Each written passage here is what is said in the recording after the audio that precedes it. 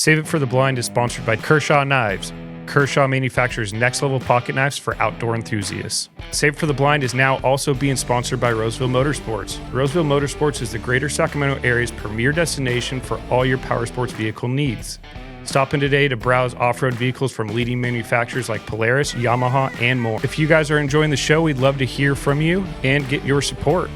Please follow us on your favorite podcast platform. Give us a 5-star rating. Your reviews really help us grow and reach more people. Thank you for being a part of our community. Well, other than that, you look familiar. Now that we've established that we have, did we hunt together that day, or was I just like I was the coordinator that day, so I just got everybody out and then waited for everybody to come back. Gotcha. Yeah. Was it with Ben Broadley? I don't remember that name. I think it was your dad and your brother. Okay. Ben's hunted a bunch with us, though. Him and his dad. Yeah. Over the years. That name must sound familiar for you. It doesn't for me. Yeah, remember his dad shot the pig with the bow? He was one of our first or second bow kills. At Schaefer Ranch? Yeah. Dad with glasses. I'd have to look back. He's probably. Yeah, you'd if you saw him, you'd notice him. Huh. Yeah. Good people. I went to high school. Me and Ben graduated high school together. Oh, okay. Yeah. What's he doing now? What's he doing these days?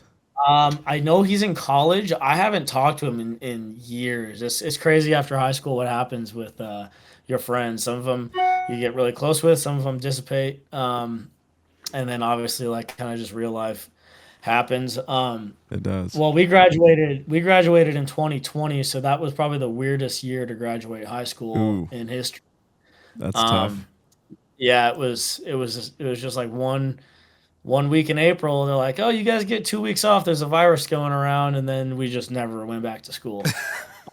So that was my introduction into real life, and then I think talking with some people from my high school, it was like we never got closure or whatever you want to call it.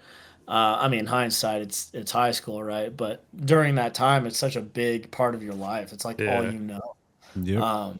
Is those 4 years. So do you feel like cheated out of your graduation? Yeah, I think that was the consensus about it from everyone. We got cheated out of it. So, and I mean, everything happens for a reason, for sure. That experience led me to making a few phone calls, which eventually made me move out to Colorado and pursue what I'm doing now. So kind of long story short, gentleman named Jake Latondras, he does a lot of outdoor media production and has been doing it for probably 2 decades now. He and I met online on Instagram when I was 14, 15, like early on in my photography adventure. And he had just he essentially became my mentor. And anytime I had a question, I went to him, and it was more. It went from camera questions to like real life questions. So he was like a father figure in the outdoor space for me. So, anyways, 2020 happens, school gets shut down. I give Jake a call, and I'm like, hey man, like I really want to pursue this outdoor photography and videography deal. What should I do? And he pitched the idea and said, hey, if you want to, I've got a hunting outfitter out here in western Nebraska, and I'm living in Colorado. If you want to move out to Colorado and work for me, we can get the ball rolling that way. And then I had to convince my mom, which was difficult. Were you planning on going to college? No, it was never really in the playbook. Gotcha. I mean, we had lightly talked about it, but I mean, my mentality was I know what I wanted to do. I knew I wanted to do something with this media business, and I mean, if I were to go to college, I'd spend a bunch of money and come out of it maybe better off, maybe not. I don't know. But yeah, once COVID happened, it really flushed that down the toilet because we went online schooling, and I don't think I touched my computer one time for those. They were still doing assignments. So like, oh yeah, and then at one point they were like, it was like in May or whatever, we're a month from graduation. They're like, well, the lowest your grade can go, even if you don't do any assignments, is a C. So I had like B's and A's, and I was like, okay, C's is good enough for me. So I just never did an assignment. Like literally, April happened. I never. That was my last day of school and That's doing any wild. homework. That's crazy. Yeah, and then so then I did convince my mom, and I moved to Colorado. I started working for that hunting outfitter called Prairie Rock Outfitters in western Nebraska for 2 years, and ever since then, I've I'm still I'm still in touch with Jake quite a bit. Actually, ironically, I just moved houses, and I mean, I could throw a rock to his house right now. So kind of a cool full circle moment. I'm working a lot with a gentleman named Colin Mulligan for Ducks Unlimited, and we do all sorts of stuff with them. DU Conserve, DU Nation, DU TV, all things DU. So it's cool to get involved with another conservation organization on a national scale, and we travel all over the country. Actually, we just went to California in December and filmed a Ducks Unlimited TV show there too. So a lot of fun. Touched on CWA quite a bit. Obviously, that's my roots, man. That's Yeah, yeah, we'll get to that. We'll do a little formal introduction. So, welcome back to another episode of Save for the Blind. Got Carson Odegard here with my co-host Jeff Smith, and on the other side of the microphone, we got Brandon Fien, waterfowl photographer and now videographer of all things. So, welcome officially to the podcast. We appreciate you coming on today and diving into obviously your background, because you started in California, local boy, CWA, and now you're nationwide. So what? Yeah, man. What was that start? Because if I remember correctly, I don't know if we had a magazine article about you, or if I heard it just from your dad, but I vaguely remember it was like you as a kid running around with your bike, going down to a local pond, taking pictures of ducks is like how it all started. Am I on the right track there?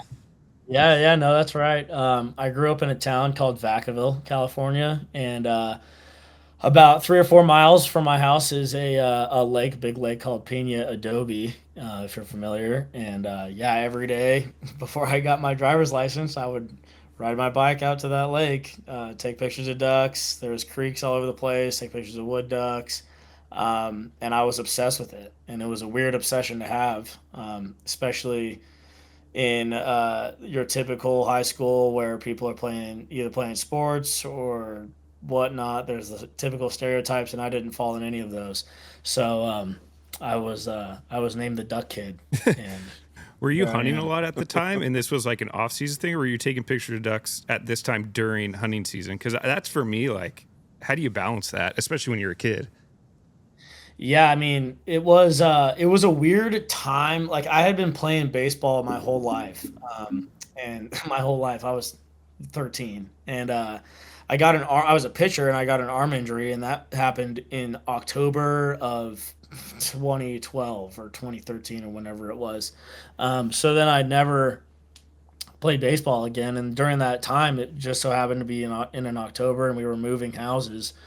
And I found a camera in my mom's one of her closet baskets or whatever, and I was like, "Oh, that looks interesting." Um, Kind of backstory: when when I had my arm injury, I was drawing pictures of ducks like with graphite pencils and stuff. So I'd always look up images online and then draw that picture. And then I was like, "Okay, well, I'm gonna be the one to take the picture, and then I'll draw it." Then I started taking the pictures. I'm like, "Wow, this is way more fun than sitting at a desk." Um, and yeah, I was just running around all over town taking pictures of ducks, and yes, I was hunting a lot, and I just found more satisfaction in capturing the moment than pulling the trigger, because I mean you take a picture and it lasts forever. So while there was definitely times where you have to kind of make a split decision, it was I normally pick the camera, and it was kind of fun to watch that unfold. Yeah, that's pretty impressive, especially for somebody that's younger, because a lot of the kids that are, 13 to 15, that's all they want to do is pull the trigger. And for you to have that thought of like, nah, I'd rather take the picture and see somebody else pull the trigger, kind of, if that doesn't describe your path, like nothing else does at that age, wanting to take a picture of, like you said, the moment rather than pulling that trigger. That's impressive. Right. I appreciate that. I mean, it wasn't. I wasn't doing anything I didn't want to do for sure. I wasn't Yeah. forced or anything. So it was all it was freedom is what it was with my passion and obviously my parents just a huge support system. I mean, how do you go from your typical my kid's gonna play sports and then play sports in high school and have a group of friends to oh he takes pictures of ducks. Yeah. Explain that to your friends, mom. Was there a moment like when you were younger where all of a sudden your parents or you thought, well, this is kind of catching on? Was there like a magazine cover that you got or something where it's like, wow, this is starting to gain some traction? Yeah, I don't remember exactly the moment, but I do remember there was definitely a switch with my parents when they realized it wasn't any a hobby anymore. It was more directed towards a passion. I mean, it's like one of those things. Oh, he's taking pictures for a while. I'll probably give it up. Yeah, And I thought so too. it's a phase. He's in a phase. Yeah, like, and I thought so too. I never really thought too far into it, and I mean, then you like look up and you're like, holy cow, I've been doing this for 10 years now, and that's where I'm at today. But yeah, there was definitely a switch, and I believe it, the first magazine I got was actually for Vacaville magazine, my hometown, and to this day, it's the only picture of a duck as their cover, and the rest of them are like portraits, whatever.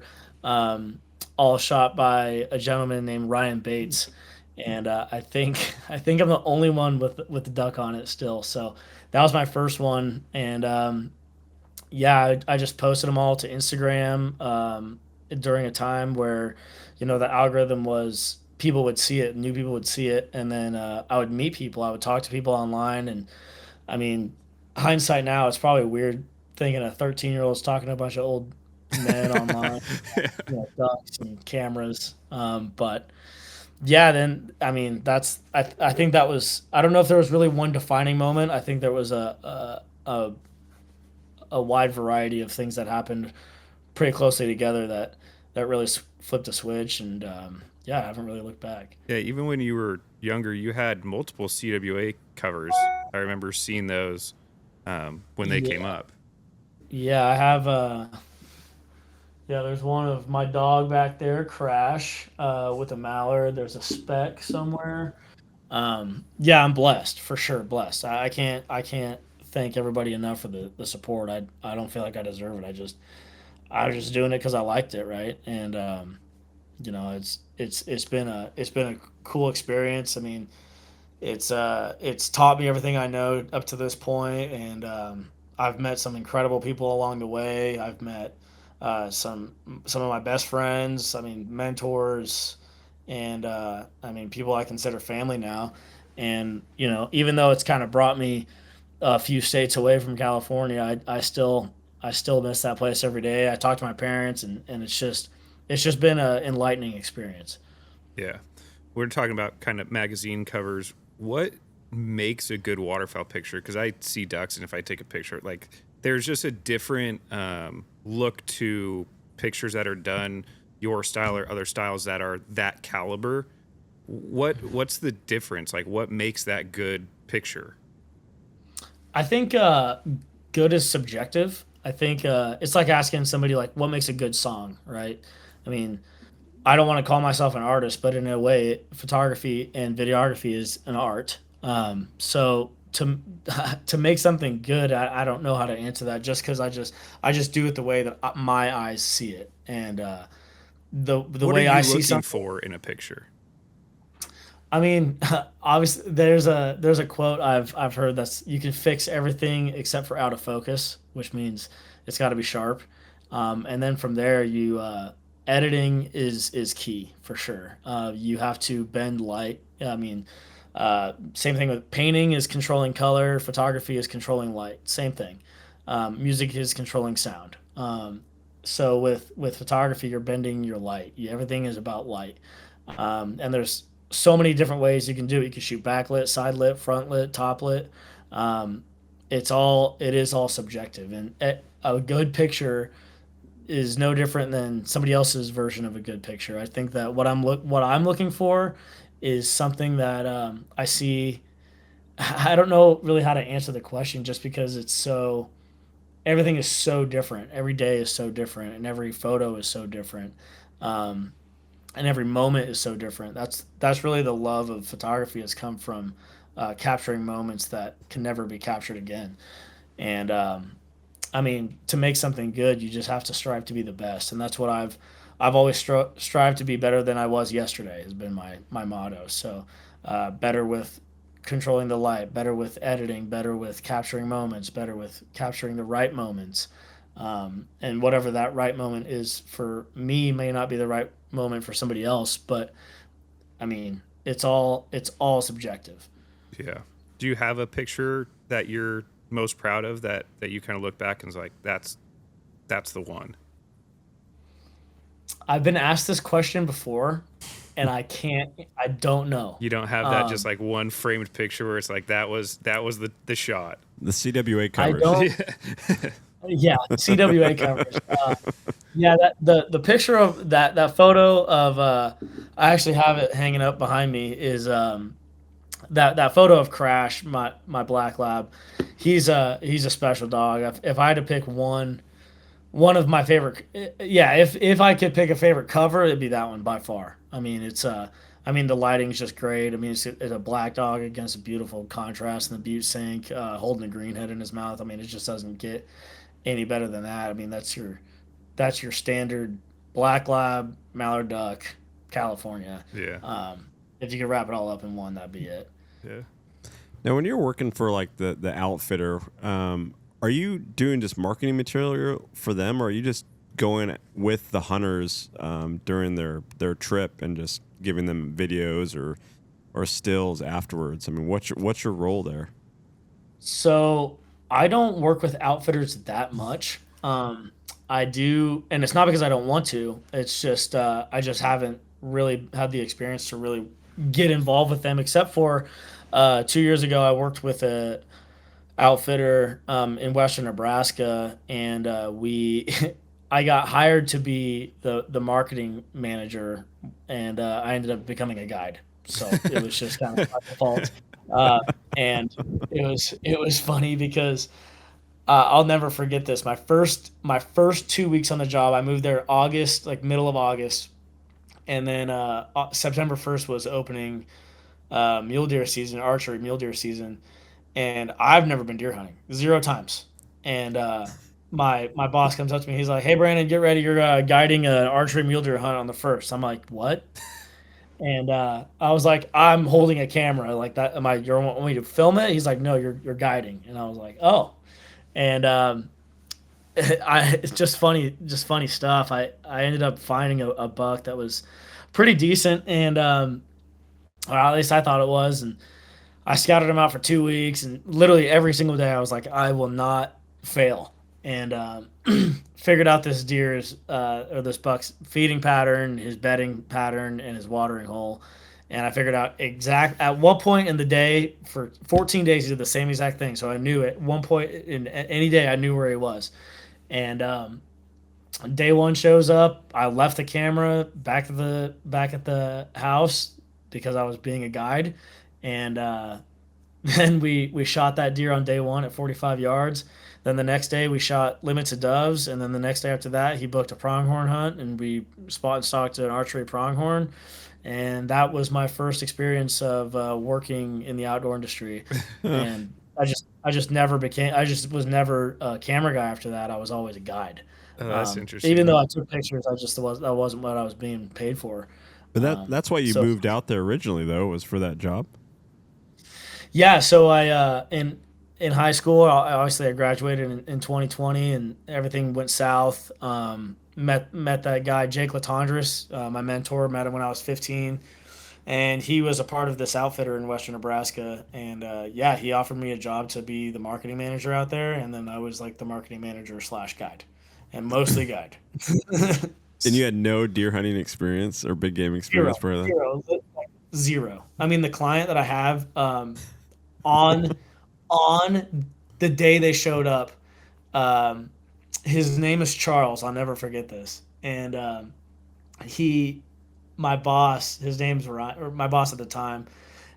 he was like, "Hey Charles, just so you know, Brandon's never killed a deer before."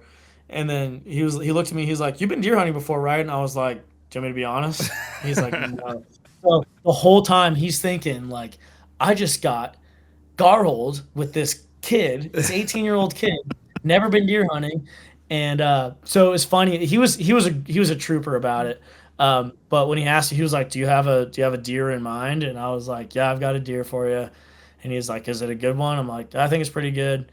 And he's like, standoffish as he should be. And I mean, he just spent like $7,500 on this hunt and got put with an 18-year-old kid. Imagine that. Um, so we go out in the morning, and I walk him out like 4.5 miles, and he's like, "Do you know where you're going?" I'm like, "Yep, I know where I'm going." We sit down on this draw. Basically, it's a big bowl, and we're on one end of the valley, and there's a hill on the other side. And I said at 7 o'clock in the morning, he's gonna be standing here with like 15 other does. We might get busted by the does, we might not. And he's like, "Yeah, like okay." And then at 7 o'clock in the morning, he was there with 15 other does, and he was at 45 yards, and he shot him in the liver. We went and found it the next day, and it scored 175 Oh, inches. nice. So it was a pretty good one. That's Did, awesome. And then I quickly learned. After that not every guiding experience was like that. And From whatever I knew when you were younger, it was always still photography, and then I saw some stuff recently that we're going to talk about. But you've definitely, obviously, switched over to a lot of video now. yeah, 100%. And now I never saw my career going this way, but I mean, you get roll with the punches. Um, the My mentor Jake Latondras, he told me back in 2019 or 2020, he said the industry is going to be video soon, and he was right. And you either jump on the train or you fight the bull. And so I mean, I made a conscious effort to pursue the video thing, and now it's 99% of my work is all Oh, video, wow. all video projects, whether it's reels, short videos, feature films, documentaries, you name it. That's interviews. It's So I've now found a love for producing, which has been a cool journey to do. I made the switch from to answer your question. I made the switch from stills to video in 2021. Okay. Would have been the year, and it's not like I just quit doing stills. I still take pictures every day, but for work and things that end up becoming work, it's video. That's interesting. I saw you posted on your Instagram, I think now it's 4 days ago, a pretty sweet clip of a bunch of hunts that went together. And the one that caught my eye, there was an emperor goose hunt that there was video of. So did you film that? Oh yeah, yeah. So No, how was that? I Because found I've seen it, I've heard about it. What's that experience like? it is. It'll leave you speechless. And I was just coming off a high of a year ago. I shot a king eider, and I thought like that was as That's the big as it top. could That's the Yeah. peak. right. Like and then you put an emperor. I did not get to shoot the emperor. We kind of the story, how the story goes is we were filming a deal in Cold Bay, Alaska for Brant and Harlequin and Sea Ducks, whatever. Awesome stuff, just phenomenal. I mean, unforgettable experience. And my business partner Colin Mulligan ended up shooting a Eurasian widgeon too, so just putting icing on the cake. And then there was a guy in camp named Mike Wheelander, and he had an emperor tag, and Nice. and he was gonna go hunt it. And I was like, "Hey, I think this is an amazing conservation story." And I mean, the species was closed for 30 some odd years, and then it opened back up in 2017. The U.S. Fish and Wildlife Service only allows a quota of 1,000 a year to be shot and 25 non-resident tags. So to and then there was kind of whispers that the season was going to get closed the following year, for who knows how long. And I was like, we probably won't ever get to see this. There's a chance we'll probably never see this again in our lives. And I was like, can we go film it? Colin and I asked if we can go film it, and we did. And it was, I mean, it's the bird itself is just incredible. I mean, it lives It eats clams and all sorts of stuff on the beach. It looks like a blue goose in flight and sounds exactly like a speck. Oh I wow, mean, I just didn't know that. I mean, like, just crazy stuff. And then they decoy. Like you call at them and they decoy, and that's how we shot it. Was in the air. I mean, backpedaling. I mean, just right in the hole, and it was trying to land on a gravel bar on the That's beach. cool.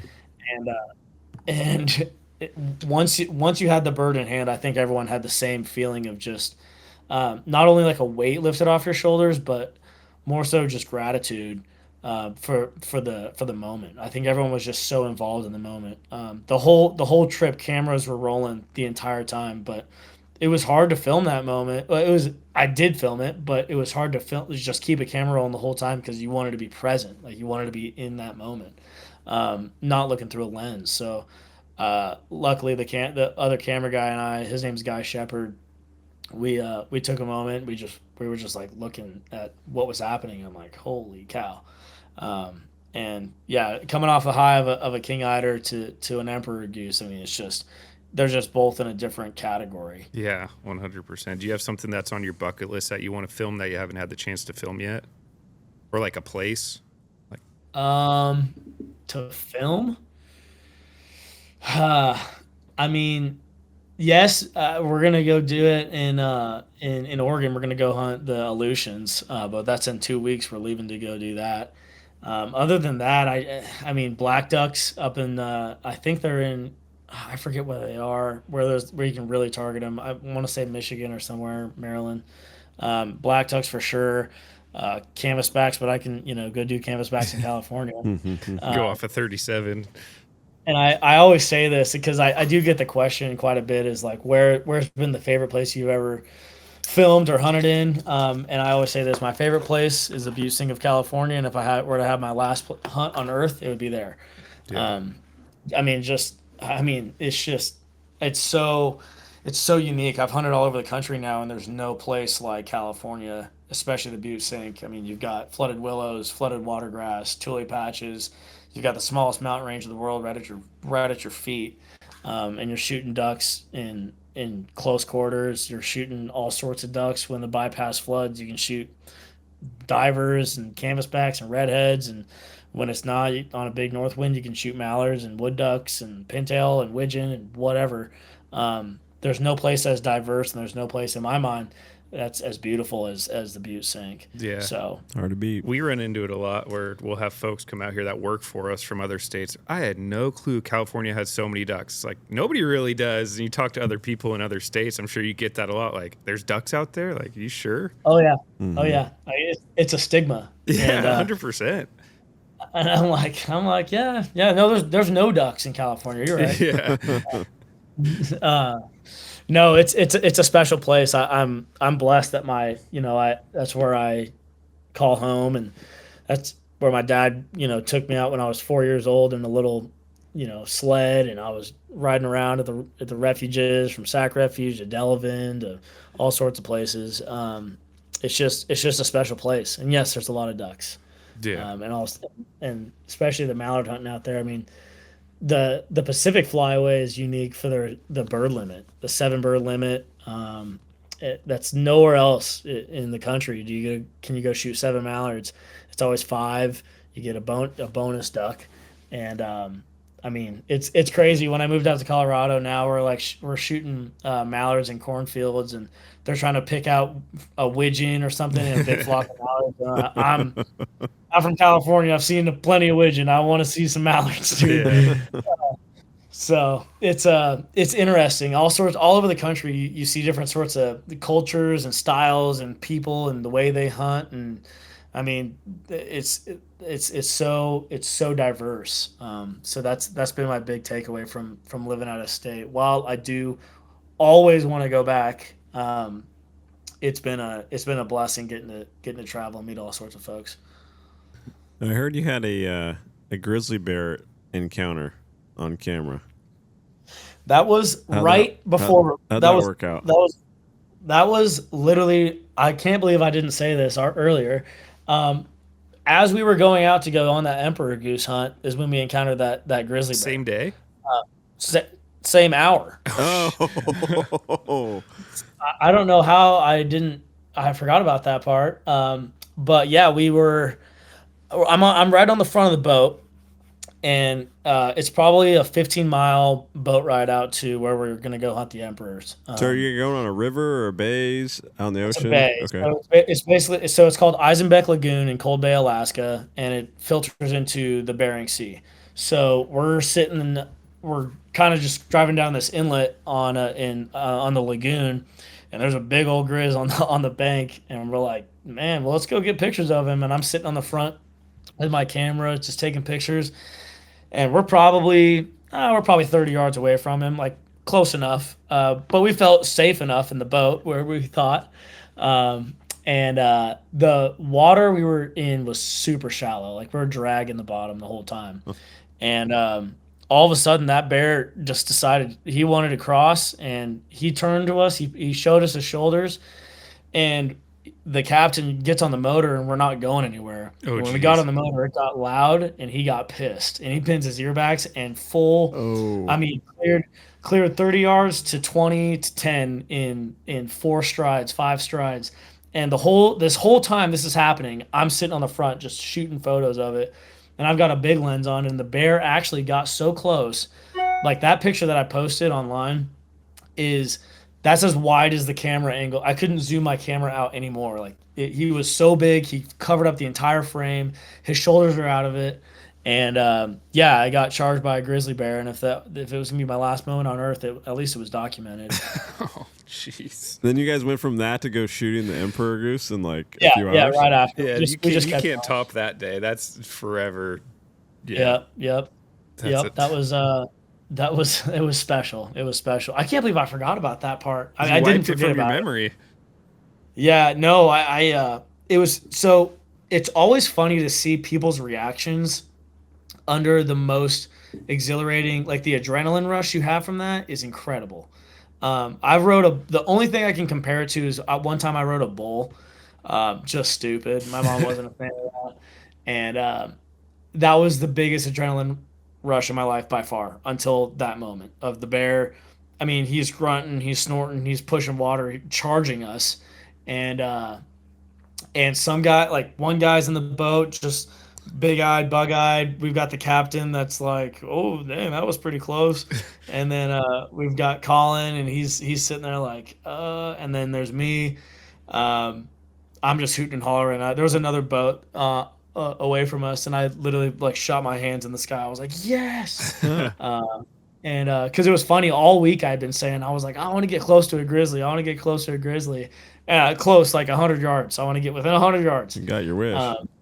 Because we were seeing bears all week.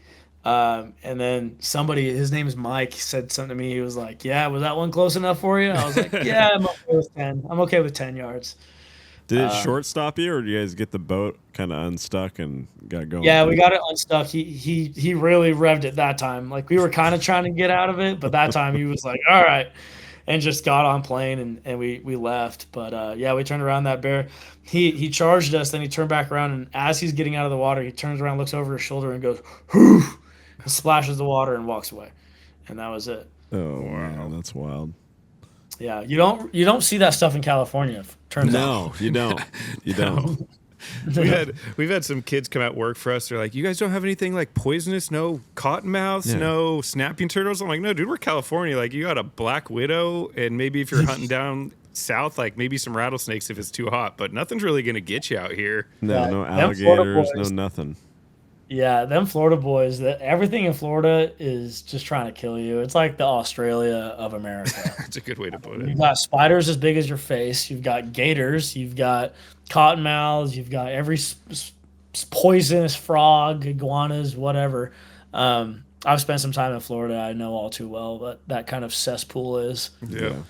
I'll Did pass. you jump into any big game filming yet, or are you just gonna do strictly waterfowl stuff? I'm always open to whatever. Oh, I mean, interesting. now I'm filming all. I mean, big game is it's just something I haven't really had the opportunity to do yet. Besides when I was guiding out in Nebraska, I haven't filmed any big game hunts solely just for the purpose of filming. Otherwise, it was like I was getting footage while I was guiding. But I mean, just to put it in perspective, we were filming blue marlin out in North Carolina. We were filming spear fishing in the Gulf of Mexico. We were filming iguana hunting in Florida. We were filming what else? Trap shooting. I would say actually most of my work now is fishing related, not waterfowl related. I do a TV show called Bassmaster as a live camera guy. And that takes up a good chunk of my spring and summer. Like the Um, Bassmaster, like Bassmaster yeah, Classic Bassmaster. Like following yeah, yeah, one fisherman around in his boat. yeah, yeah. Yes, sir. You ever get stuck with a good fisherman that actually wins? Yes, I've filmed. I've covered 3 wins now. Oh, nice. One with Brian Schmidt, one with Trey McKinney, and I filmed an open win. I want to say I forget his name. I filmed Cliff Prince win this year.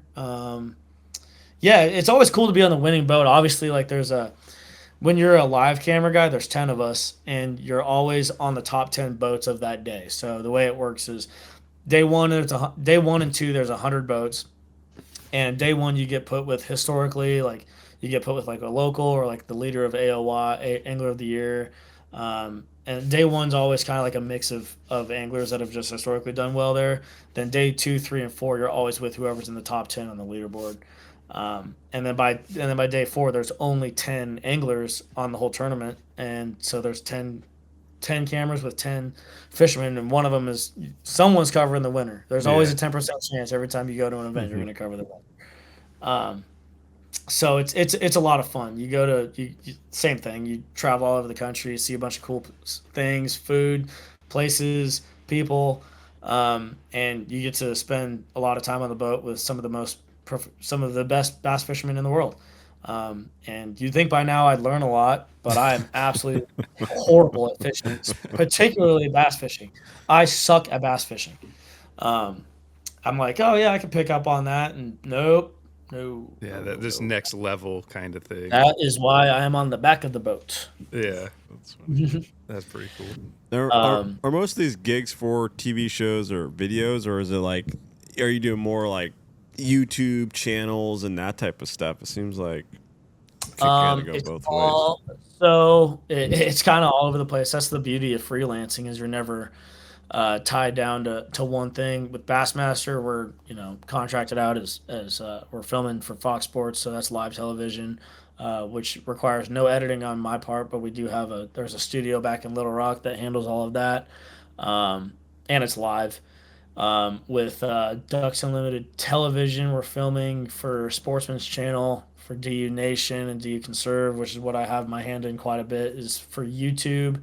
And they use them at like banquets and all sorts of stuff. I mean, it just really is you do what the client wants. And wherever they decide to put it is where they put it. And yeah, it's so I would say it's all over the place. I did something for Bass Pro Shops once. I think that was YouTube and commercial. Um, yeah, it's just there's a wide variety of places that stuff goes. So you have your own And production company now that you run with a partner, correct? yes, sir, I do.